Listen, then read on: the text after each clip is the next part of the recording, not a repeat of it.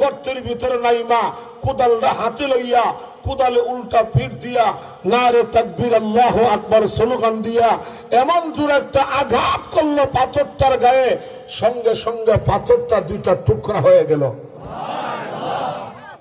যখন টুকরা হয়ে গেল এবং তার মধ্যে আগুন জ্বলে উঠলো, হুজুর সাল্লাল্লাহু আলাইহি ওয়াসাল্লাম এই আগুনের ফোকাসের দিকে তাকায়া মুস্কি হাসি দিয়ে বললেন আলহামদুলিল্লাহ। সাহাবীরা বললেন ইয়া রাসূলুল্লাহ আলহামদুলিল্লাহ কেন বললেন? তা তো বুঝলাম ঠিক, কিন্তু আপনি মুস্কি হাসি দিলেন কেন? ইয়া রাসূলুল্লাহ আপনি মুস্কি হাসি দিলেন কেন?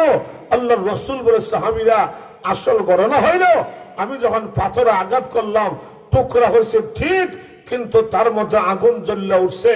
আগুনের ফোকাসের মধ্যে, আগুনের পাওয়ারের মধ্যে মহান আল্লাহ তার কুদরতি সিস্টেমে আমার চোখের সামনে ওই যে রোম এবং পারস্য এই দুইটা রাষ্ট্রের সকল রাজপ্রাসাদ, সকল বালাখানা, তাদের দেশের রাজধানী সহ এই সবগুলি মহান আল্লাহ আমার চোখের সামনে তুলে ধরেছেন। আর জিবরাইল আলাইহিস সালাতু ওয়াস সালাম আমার কানে কানে বলে গেছে ইয়া রাসূলুল্লাহ আপনি ভয় পাইছেন, আপনি ঘাবড়ে গেছেন, ভয় পায়েন না।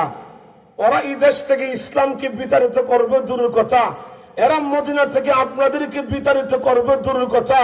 ওগো আল্লাহর নবী, ওই যে রোম আর পারস্য দেখা যায় এই দুইটা রাষ্ট্র অল্প দিনের ভিতরে আপনার উম্মতের দখলে চলে আসবে।